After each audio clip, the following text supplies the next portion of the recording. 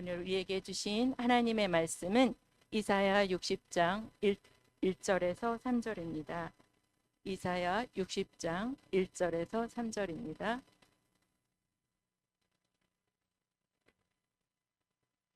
일어나라, 빛을 발하라.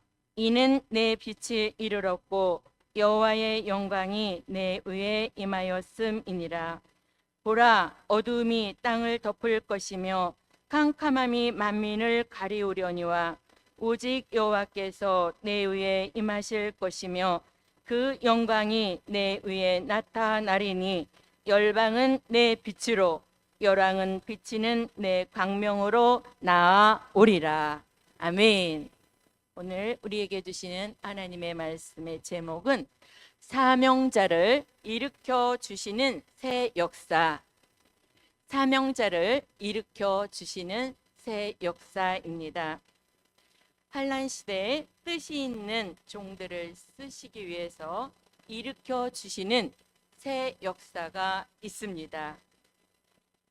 이 새 역사를 우리가 받아 일어나서 하나님의 뜻을 이루어드리고 또 많은 사람들을 살려내는 사명자가 되어야 하겠습니다.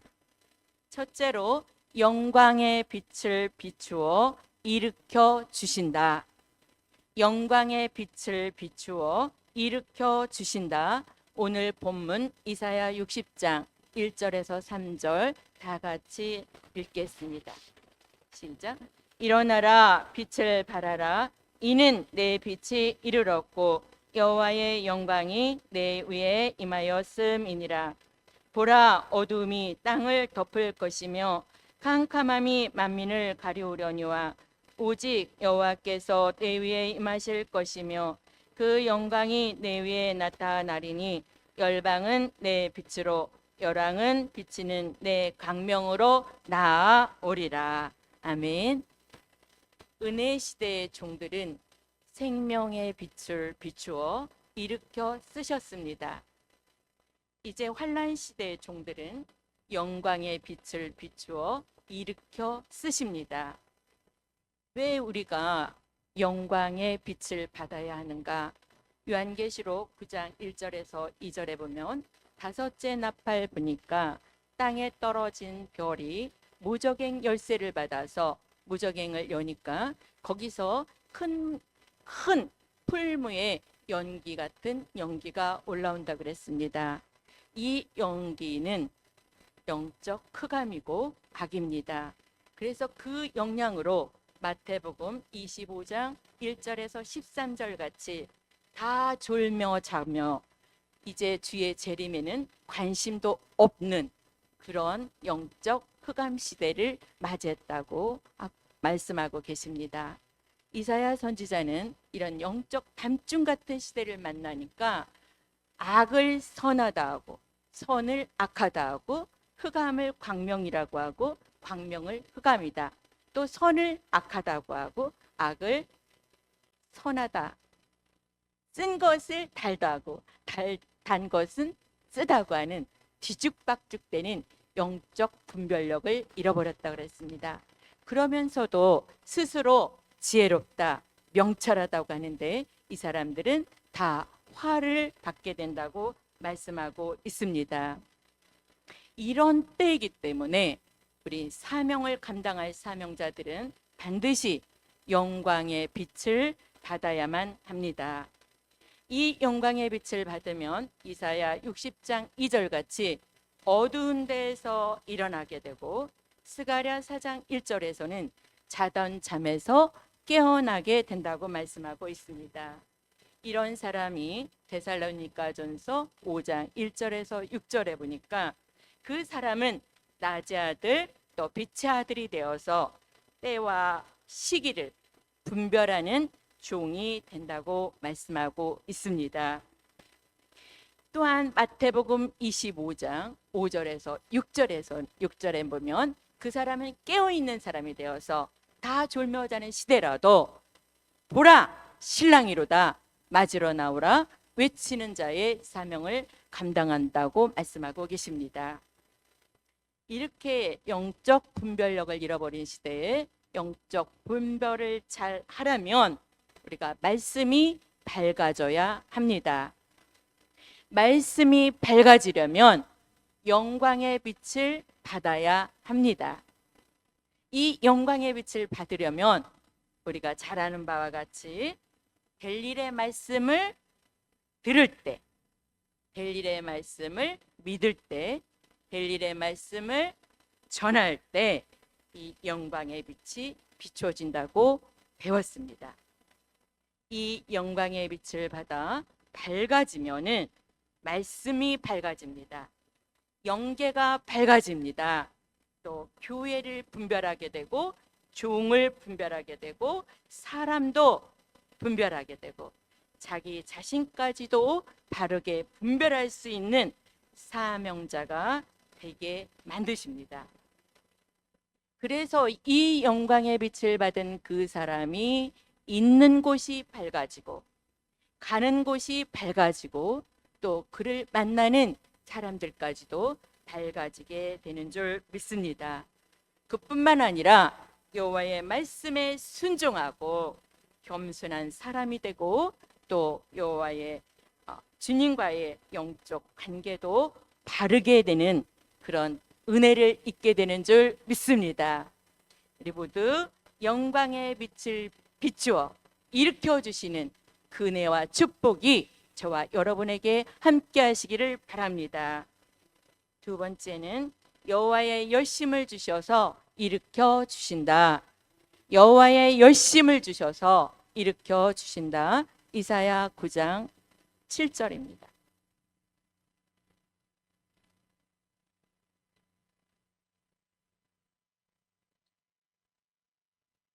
같이 읽습니다. 그 정사와 평강의 도함이 무궁하며 또 다윗의 위에 앉아서 그 나라를 굳게 세우고 자금이요 영원토록 공평과 정의로 그것을 보존하실 것이라. 만군의 여호와의 열심이 이를 이루시리라. 아멘. 우리는 마음과 또 생각과 달리 그 게으름을 피울 때가 많이 있습니다. 마태복음 26장 41절에 보니까 예수님께서 제자들에게 너희가 시험에 들지 않게 깨어 있으라. 마음은 온유로되 육신이 약하도다. 이렇게 말씀하고 계십니다. 우리 시대에 다 영적 밤중을 만나니까 우리가 안일과 태만과 게으름에 빠져 있는 이때에 우리 사명자들에게는 열심을 주시기를 원하십니다. 그래서 요한계시록 3장 15절에 보니까 너희는 차든지 덥든지 하라. 또 요한계시록 3장 19절에 보면 너희는 성령으로 열심을 내라고 말씀하고 계십니다. 이 열심은 영적인 열심을 말하는 것으로 우리가 기도하는 열심, 또 우리가 찬양하는 열심, 무엇보다도 마지막 때에 모이기를 힘쓰는 열심, 또 우리가 말씀으로 무장하는 열심, 또 봉사하는 열심 등등 주의 일을 잘할 수 있도록 주시는 열심인 줄 믿습니다. 오늘 본문 이사야 9장 7절에서도 보면 만군의 여호와의 열심이 이를 이루실 것이라. 그것은 뭐냐? 공평과 정의로 다윗의 위에 앉아서 그 나라를 굳게 세우고 지금이 자금이요 영원토록 공평과 정의로 다스리시는 그리스도의 나라 천년왕국 이루시는 일에 여호와의 열심이 이를 이루신다고 말씀하고 계십니다. 이 여호와의 열심을 저와 여러분에게도 주셔서 우리를 일으켜 세워 주심으로 주의 일을 잘 감당하도록 하나님 붙들어 주시기를 바랍니다. 세 번째는 새 힘을 주셔서 일으켜 주신다. 새 힘을 주셔서 일으켜 주신다. 이사야 40장 29절에서 31절입니다.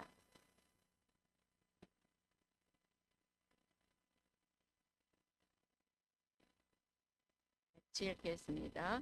피곤한 자에게는 능력을 주시며 무능한 자에게는 힘을 더하시나니 소년이라도 피곤하며 곤비하며 장정이라도 넘어지며 자빠지되 오직 여호와를 앙망하는 자는 새 힘을 얻으리니 독수리의 날개치며 올라감 같을 것이요 다른 박질하여도 곤비치 아니하겠고 걸어가도 피곤치 아니하리로다. 아멘. 뜻이 있는 사명자가 피곤해 있을 때, 또 지쳐 있을 때 하나님께서는 우리에게 새 힘을 주십니다. 아모스 8장 11절에서 13절에 보면 여호와의 말씀을 찾아 사방으로 찾아다녔지만 아무리 헤매어도 찾지 못하여 다 가라고 피곤하게 된다고 말씀하고 있습니다. 이런 때라도 하나님의 뜻이 있는 종들에게는 이사야 2장 2절에서 4절, 미가서 4장 1절에서 3절 같이 진리의 성읍 예루살렘으로 인도하셔서 여호와의 말씀, 벨일의 말씀을 듣게 하심으로 새 힘을 얻게 하시는 줄 믿습니다. 우리가 새 힘을 받으면 어떻게 된다고 했죠? 피곤치도 않고 곤비치도 않고 또 가라지도 않는 높은 차원에 오르는 독수리같이 높이 올라가는 영계 축복을 받게 된다고 말씀하셨습니다. 그래서 우리가 영적인 삶은 뿐만 아니라 우리가 말씀, 기도, 생활까지도 높은 차원의 삶을 살아가는 사명자가 되는 줄 믿습니다. 하박국 3장 19절에 하박국 선지자는 주 여호와는 나의 힘이시라 나의 발을 사슴과 같게 하사 나로 나의 높은 곳에 다니게 하시리라. 오늘 하박국 선지자의 고백이 저와 여러분의 고백이 되길 바랍니다. 여호와께서 우리에게 새 힘을 주셔서 약하고 피곤한 자리에서 우리를 일으켜 주시고 새 역사, 새 은혜가 있게 되길 바랍니다. 네 번째는 믿음을 주셔서 일으켜 주신다. 믿음을 주셔서 일으켜 주신다. 야고보서 2장 5절입니다. 야고보서 2장 5절입니다.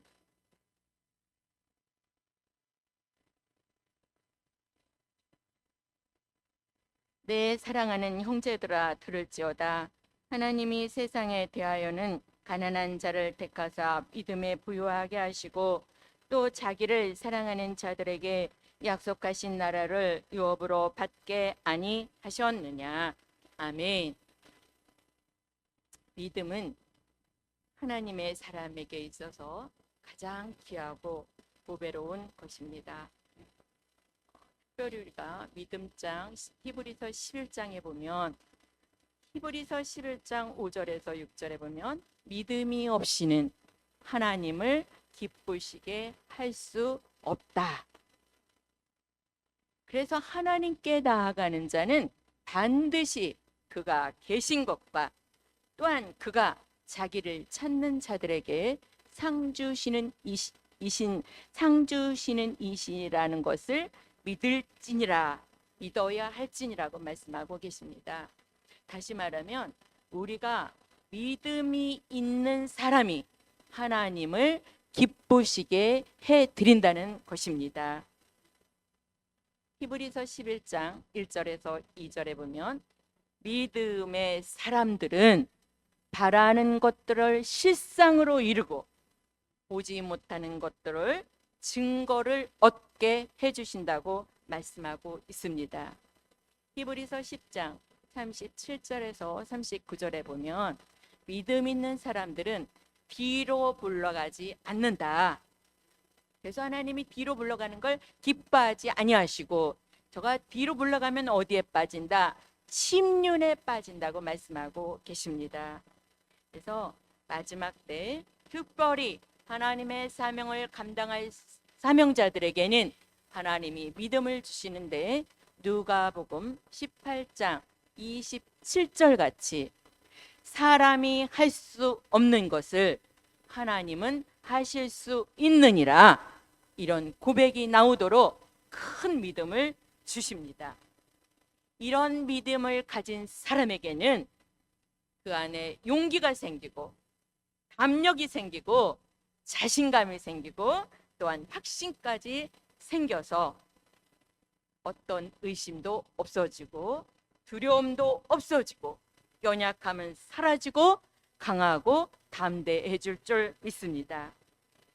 우리 모두 이 믿음에 굳게 서서 오늘 또 전능하신 하나님의 손길은 모든 것은 하나님이 하신다, 이 고백을 우리가 날마다 들으면서 전능하심을 바라보고 믿는 자에게는 하나님이 오늘 또 표적과 증거로 우리에게 나타나게 해주실 줄 믿습니다.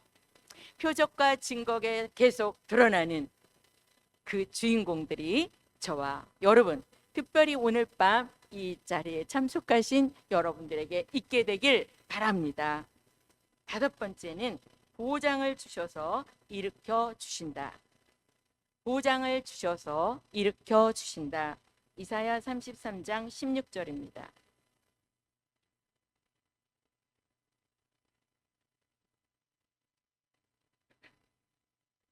그는 높은 곳에 거하리니 견고한 바위가 그 보장이 되며 그 양식은 공급되고 그 물은 끊치지 아니하리라 하셨느니라.